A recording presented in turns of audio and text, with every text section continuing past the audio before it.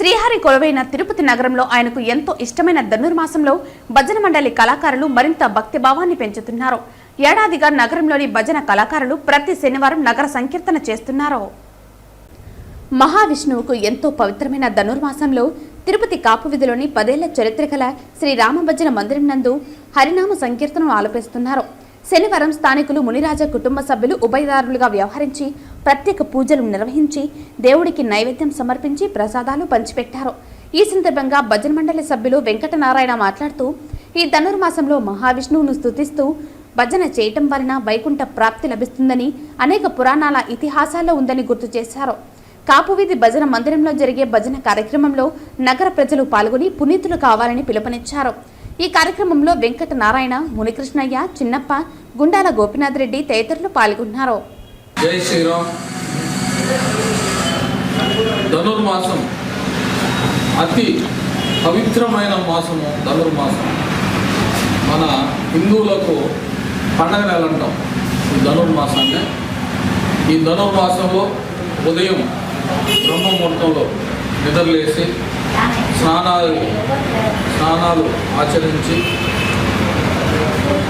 స్థానికంగా వారి ఇంటికి సమీపంలో ఉన్న స్థానిక ఆలయాల్లో వెళ్ళి భజనలు చేసి దేవుణ్ణి దర్శించుకుంటే అన్నీ మంచి జరుగుతుంది. మనకు దేవుని అనుగ్రహం కలుగుతుంది. ఈ పండగ నెలలో అది ఈరోజు పండగ నెలలో మొదటి శనివారం.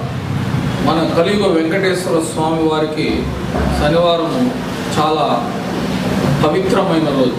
ఈరోజు ఉదయమే ప్రతి ఒక్కరు తిరుపతిలో చాలామంది ఉదయం నిద్రలేసి స్నానం ఆచరించి ఆలయాలకంతా వెళ్ళారు.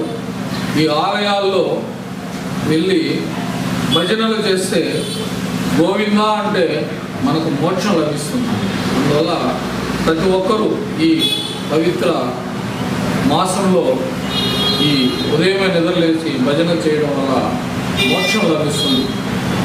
ఇంకా ఈ పండగ నెలంతా అందరూ స్థానిక ఆలయాల్లో వచ్చి భజనల కార్యక్రమంలో పాల్గొని వెంకటేశ్వర స్వామి కృప మనకు కలగాలని కోరుకుంటూ ప్రతి ఒక్కరూ ఈ భజన కార్యక్రమంలో పాల్గొనాలని తెలియజేసుకుంటూ ఓం నమో వెంకటేశ్వర. జై శ్రీరామ్. నమో వెంకటేశ్వర.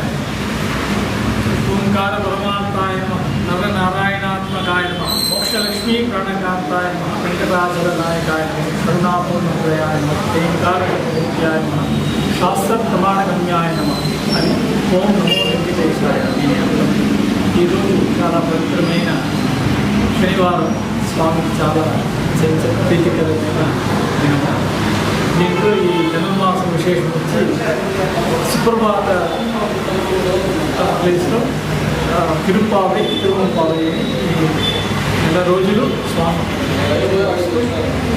ప్రాతకాలం బ్రహ్మముహూర్తంలోనే చేస్తున్నారు. అదేవిధంగా గోపినాథ్ గారి ఆధ్వర్యంలో ఈ భజన మందిరంలో ప్రతిరోజు బ్రహ్మముహూర్తంలో భజన చేస్తుంది. అందరికీ ఆయుష్షు, ఆరోగ్యము, ఆనందము అన్ని అనంతుడు శ్రీరామచంద్రుడు కలియుగ వెంకటేశ్వర స్వామి వారిని కోరుకుంటూ ఓం నమో వెంకటేశాయ. జై